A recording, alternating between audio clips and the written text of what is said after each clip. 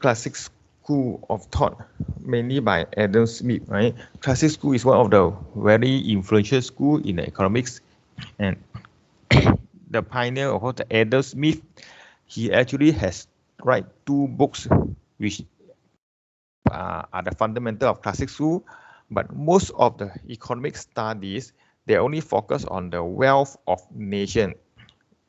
But another important theory will be this theory of moral sentiment, which these two should be read and interpret together as the classic school of thought of this Adam Smith. Okay. First, the background. Adam Smith was also influenced by the physiocrat, particularly this Quisne and Turgot. Right? The physiocrat attacked on the mercantilist school of thought that their proposal to remove trade barrier won his administration. Right? From this thinker, he drew the term of wealth is a consumer good annually reproduced by the labor of society. So, for the mercantilist school of thought, the value or the wealth is actually through exchange, right? Exchange in terms of especially export and also in this case can accumulate of gold. But for Adam Smith, it's a completely different things, right? Then the desirable of the minimal government interference in the economy. Minimal government interference in the economy is one of the main principles of this classic school of thought, and the concept of the circular process of production and distribution, right? So these are some of the people that influenced Adam Smith through this one. We skip the theory of moral sentiment first. We go to the wealth of nation. Later on, we go to the theory of moral sentiment.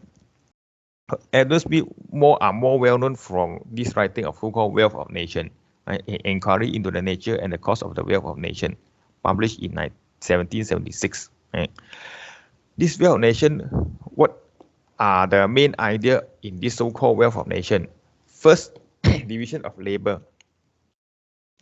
According to Adam Smith, the division of labor increased the quantity of output produced for three reasons. Right? In other words, mean the labor must be doing specific job. You must divide the labor into specific, let's say stage 1 of the production, stage 2 of the production, stage 3 of the production. Not that the one labor do all the stage 1, stage 2, and stage 3. So they have to divide the labor. So the division of labor increase the quantity of output produced for three reasons. First, each worker develop and increase dexterity. It means the skill, especially more on the hand skill, the skill and efficiency in performing one single task repeatedly. If this worker, for example, let's say this worker are good at doing this task A in a stage of production, do so many times, 100,000 times, 1,000 times, 10,000 times. So this worker develop the skill and they can do it faster and better. Okay? Second, time is saved if the worker need to go from one kind of work to another. Third, machine can be invented to increase productivity. One task has been simplified and made routine through the division of labor. You can compare this division of labor in a McDonald's to a normal, like let's say a restaurant. In McDonald's, the labor actually are divided into, okay, you fry the French fries, you do the burger, you serve the customer and take order, right? Then when this person are in the counter and take order, they are very fast. They know which key to press, how you make the payment, all the complication thing, they have repeatedly done it for many times, 100 times, 1,000 times, 10,000 times, 100,000 times, so they can do it. Those who fry the French fries, and they can fry the French fries, they know how long, how heat is the oil, then how to do it. They do so many times, so they are more efficient compared to in a normal, let's say a restaurant that so-called all-rounder, one person go and take the order and then wait, go and fry the French fries, and then go and make the burger and pack together and then give to the customer. So you see, you have to go from one place to another place to do it. And then of course, machine cannot be done to enhance this one. So sometimes you may have create in McDonald's, you will see that you create a kiosk, right? Automatic kiosk. You just the customer just press. Then the machinery can be invented to improve the counter service. Right? Maybe another time the machine can be invented to improve another part of service. So these are the three reasons why division of labor is so important for the economy to produce. Right? Continue. Recall that the mercantilists were concerned mainly on how exchange goods once produced could add to the nation's well-being. For the Mercader school of thought, exchange of goods actually are the wealth of nation. But for the physiocrat, agriculture output is the wealth of nation. For Adam Smith, manufacturing and productivity of labor is the wealth of nation. So these three school of thought, or these three group of people or thought actually give three different ideas on what is actually the wealth of the nation, what is actually the importance of the economy, right? By beginning of his book with a discussion of how many numbers of workers could be produced substantially more output by dividing their labor, Smith immediately made it clear that wealth of nation was a break from a prominent, right?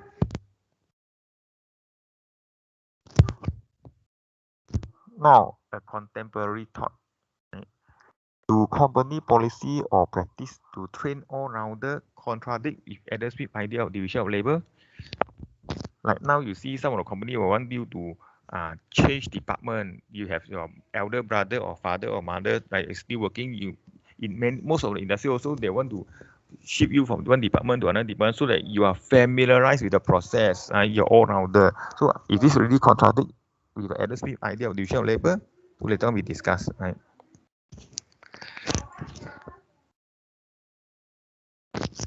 Another idea besides division of labor is the harmony of interest and limited government.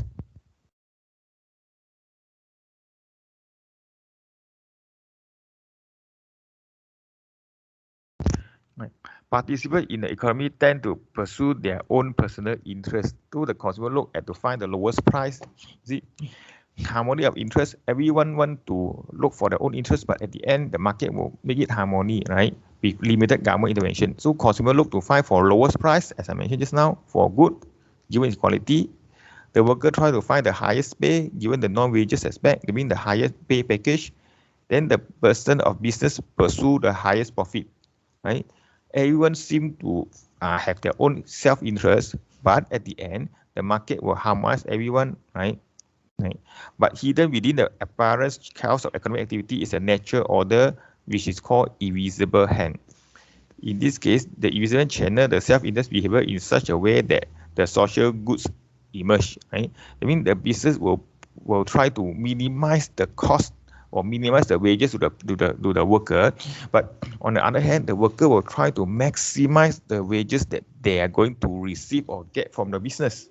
So in this negotiation and market interaction, they will come to a point where the business will pay the worker by theory their marginal product of labor. So the worker are being paid accordingly to their marginal product or to their productivity.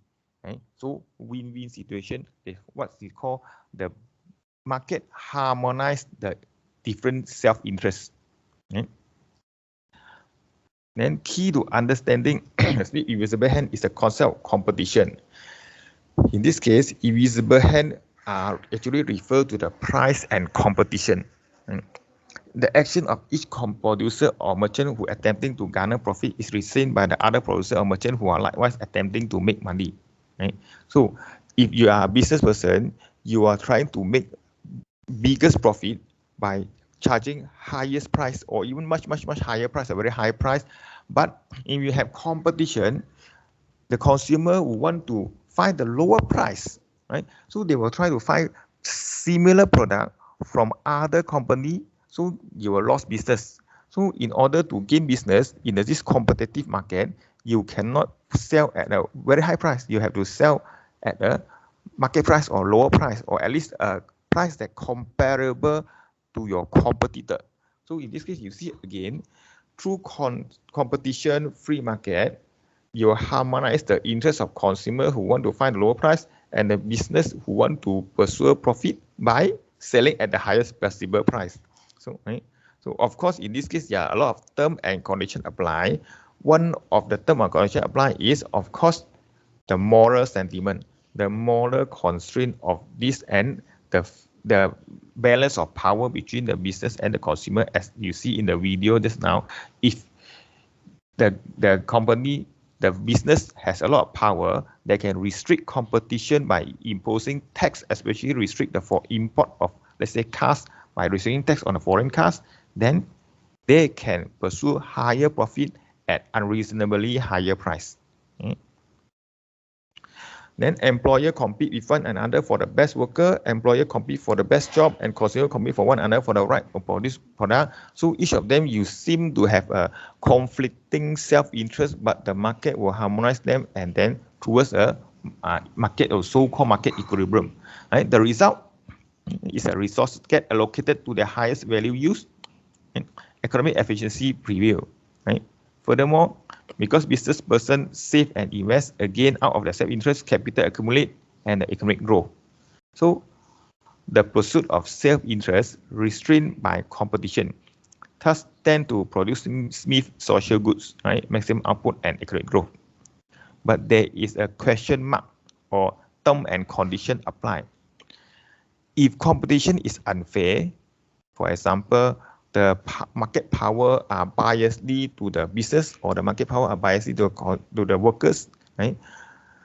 If competition is unfair, will pursuit of self-interest still tend to produce social goods? So this is one of the criticism or one of the area to explore on this wealth of nation. Okay. Continue. The harmony of interest implies that intrusion by the government into the economy is unneeded, undesirable.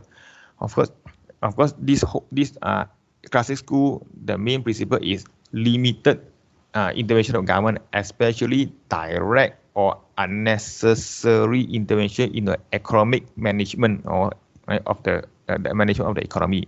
According to Smith, government are wasteful, corrupt, inefficient, and grantor of monopoly privilege to the treatment of the society. When you study in the micro, monopoly create deadweight loss, which actually not good to the society welfare. Smith extended his belief in the harmony of interest and laissez-faire to the international trade. Right? Of course, international trade, classic school and Adam Smith believe that the society are freely to determine what to export and what to import. Right? Not like the merchandise school of thought where the government control which item can be import, which item can be export, which one should be export more, which one should be import more or import less. Right? Smith speak about how foreign trade can promote greater division of labor by overcoming the narrowest of the home market. Okay. For example, export also remove surplus product from which there is no demand at home and bring back product which there are domestic demand. So, for example, if let's say Malaysia is a small country, right?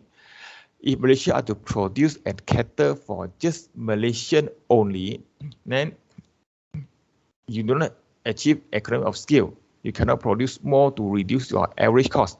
Therefore, if you are specialized, right, and produce including all other Southeast Asian country or around the whole world, then you can produce a lot, right? It's in big scales, you have more efficiency, you export out, right? You can, other countries can also buy this product at a lower cost. Then, of course, if you cannot sell in locally, you will export out, and what you cannot produce locally, you can bring back through import. So, and the government shouldn't have any control on this, right? So, in a direct attack on mercantilism, Smith argued that the government should not interfere in international trade.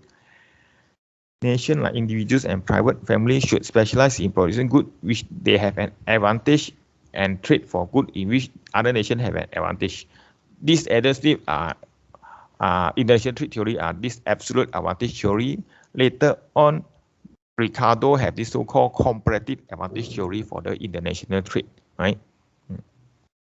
Okay. It is tempting to label Smith an advocate of laissez-faire, but we have seen he disliked for government involvement. So from the Adam Smith Wealth of Nation and subsequently the classic school of thought, they don't like government involvement in the economy. But and on one hand, no government intervention or minimum government intervention. While on the other hand, Adam Smith see a significant limited role for the state, even limited and important role of the state. So government for Adam Smith have three very important or major functions.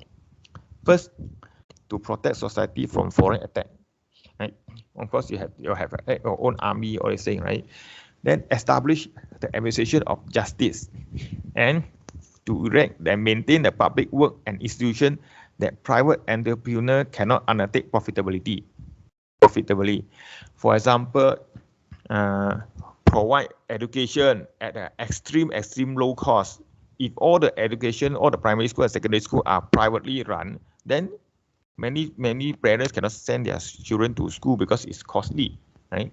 Then if hospital are like privately run, then you have no money, you cannot access the for healthcare. So some of this public work or road, right? Some of road, right? The government have to do all this public work that private enterprise cannot do it profitably, or if they do it profitably, then it may incur a very high price on the consumer who want to buy and use it. Right? So these are the three functions of government. Right? Smith thought the law should enforce the performance of contract, control over issue of paper money, bank necessary. Then Smith also approved patent and copyright of limited duration. Right? So patent and copyright is administered by the government. Why? Because you commonly you see, if you don't have patent or copyright, you put all the money in the research or development. For example, COVID vaccination. Some company put a lot of effort, money to provide the vaccination. Then suddenly you go and copy everything, and then you produce it exactly the same. Then you will discourage further research and development for better medicine next time, right? So you have to have better, but of course it's limited duration. Usually, I guess it's about 20, some are 20 years, some are 50 years, right? He even favor two kind of protectionism tariff. Like one is those who protect a domestic industry essential to a national defense, right? Of course, you cannot let other, for example, you cannot let other foreign company to produce electricity and let the Naga National bankrupt. Then after that, your electricity of whole Malaysia is produced and supplied by a foreign company. So in this case, it's a very dangerous to national defense. Suddenly you can say, if you don't do this one, your whole country will be out of electricity. So some of the national defense are of national interest now, if you want to put it in a more generally. Right? Second, those that equalize the tax burden on a particular domestic industry by imposing a tariff on imported of that good. Right? This one more refer to some country until now also the government gives subsidies.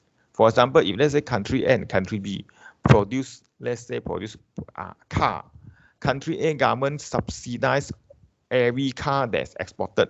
So they export to country B they can export to country B at a lower price, right? Let's just assume the efficiency, the production, everything is the same, just that the government subsidize the export of the car. Government A subsidize, though the car from country A export to country B can be a lower price, so to force the country B car no business.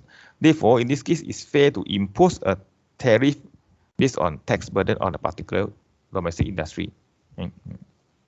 Yeah. Then to finance these government activities, Smith recommend taxation.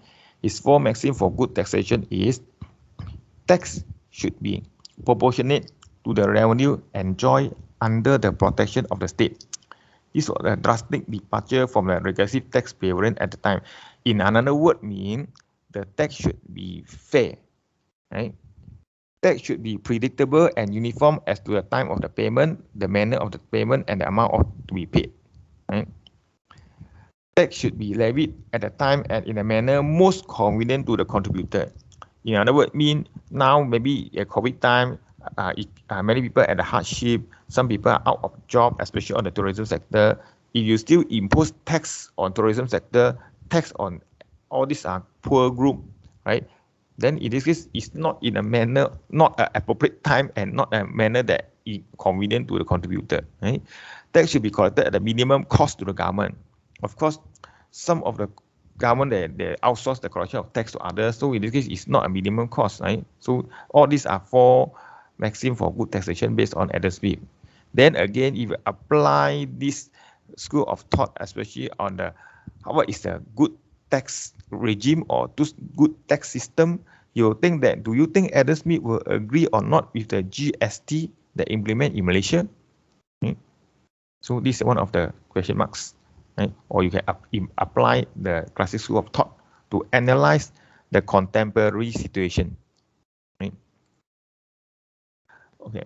Beside all this, we have this interesting situation, or what we term it as the economic law of a competitive economy.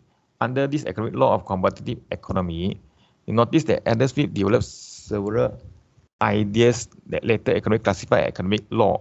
One of these ideas is what is mean value. It means the concept of value. This example is a very interesting example called water diamond paradox. You can see here, water are very important. If humans do not have water, they will die. Diamond is very expensive. Water is very important but not expensive. Diamond is very expensive but not important. In your whole life, you don't have a diamond, you will not die. If you 3 days do not drink water, then you will die, right? But how come such important water actually sell at such a low price, and such not important diamond sell at a high price? So how do you define the value, or how do you justify the price? From this classical Adam Smith, they say that this is because the concept of value come from two kinds of value. First, express the utility of some particular object, value in use. If you drink the water, you feel thirsty. Let's say one bottle of mineral water, right, or drinking water. If you feel very, very thirsty, then I'm the only one who have this water. I sell you at 10 ringgit also, you'll buy. You think you give you utility. Your utility is worth 10 ringgit, and you'll buy. But when you're not so thirsty, I sell you 10 ringgit, you don't buy. You only will buy at 1 ringgit, right? Or otherwise, you go to a nearest shop, you also sell at 1 ringgit, right? So you have some value in use. This you think the water you use and you consume and you feel happy, 1 ringgit only. Another value is the power of purchasing other goods which possession of the object convey value in exchange. So value in use, you consume. Then one is value in exchange. For example, you have one diamond. This diamond can help you to purchase 1 lorry of mineral water, maybe 10,000 bottles of mineral water, right? So you can use this diamond to exchange 1 diamond, exchange 10,000 bottles of mineral water. So this diamond is worth 10,000 ringgit. 1 bottle of water you consume and you drink, you think it's worth 1 ringgit. So value in use 1 ringgit. So you see there are two different of value here. The thing which have greatest value in use have frequently little or no value in exchange. And the value of exchange, of course, you'll get higher if it's harder to get, right? If everywhere, okay, you see, if everywhere also you can get diamond, you walk around the road, you suddenly see, shining, oh, diamond here. And you suddenly you sit down for a rest or you go and drink coffee, got diamond on the floor, you take. Then suddenly you go for swimming, got diamond in the beach and you take. So if everywhere got diamond, you just bend down and pick it up. So the diamond will not be that high value. Why diamond high value?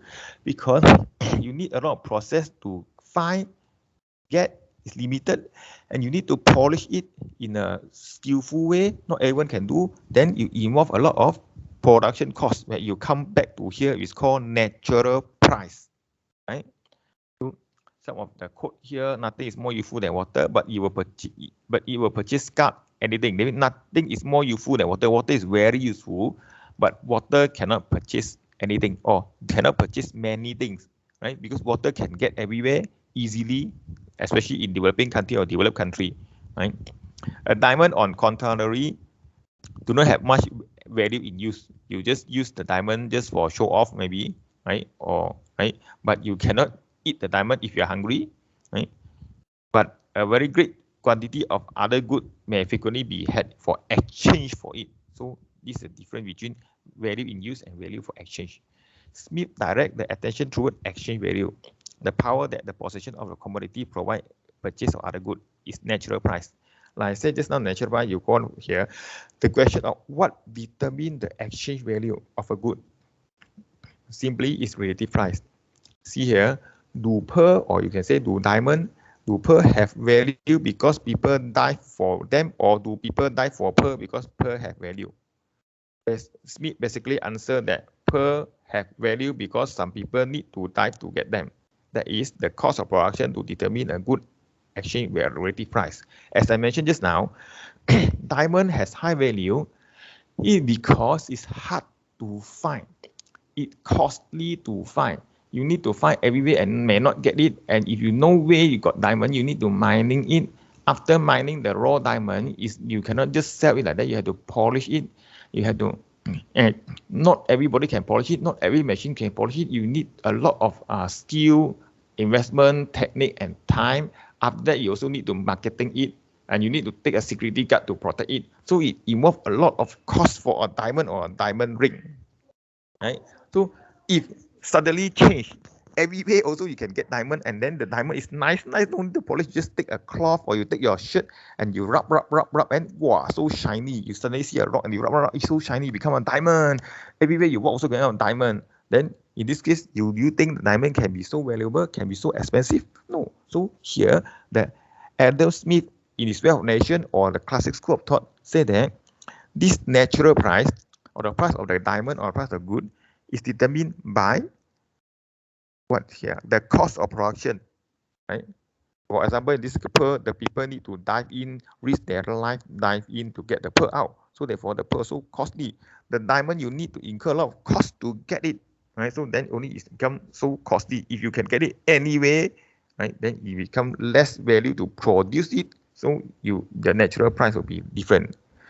And here, the natural price and the actual price or the market price is again different. The natural price are associated with the cost of production, which is the long run price, right? Which the entrepreneur no longer would continue to sell their goods. For example, the diamond, let's say 10,000 per one diamond ring, right? Diamond is the cost to produce a diamond ring, from the mining, polish, then technology to check validity, then security guard, all these things, right? So there's the thing, let's say 10,000 is the cost to produce. So the entrepreneur may not willing to sell this diamond ring less than 10,000 for long run. For short run, maybe okay lah, because economy not good, they need money, right? In short, okay. So natural price is associated with the cost of production, but actual price, maybe the producer will sell it at 15,000, right? Or 20,000 or 100,000, or maybe just 3,000 because they need money. The entrepreneur need money, right? So the actual price is which the commodity is sold is called the market price. The actual price of the market price, it can be above, below, or exactly the same as the natural price. So the market price or the actual price depend on the short run supply and demand. If suddenly got so many people want to buy diamond, even though the diamond cost of production is 10,000, that means the natural price of the diamond is 10,000, but so many people demand for diamond, then the diamond can sell up to 100,000, right? But it may not be long, right? Later on, fluctuation is up and down, and that. In the short run, you may sell 100,000, but in the long run, you go back to the natural price is about 10,000, in this case, right? So that's how the Adam Smith give concept to this value, market price, natural price.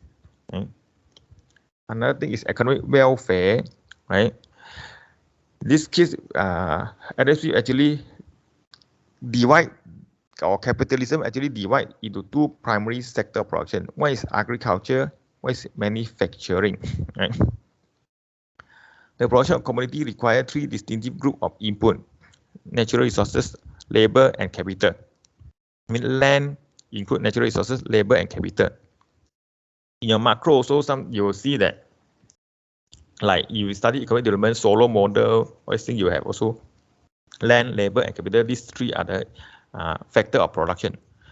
Of course, you can add entrepreneurship, all these other things, right? Corresponding to the three group of input, there were three principles of social classes within the capital of the capitalism: landlord, laborer, and capitalist.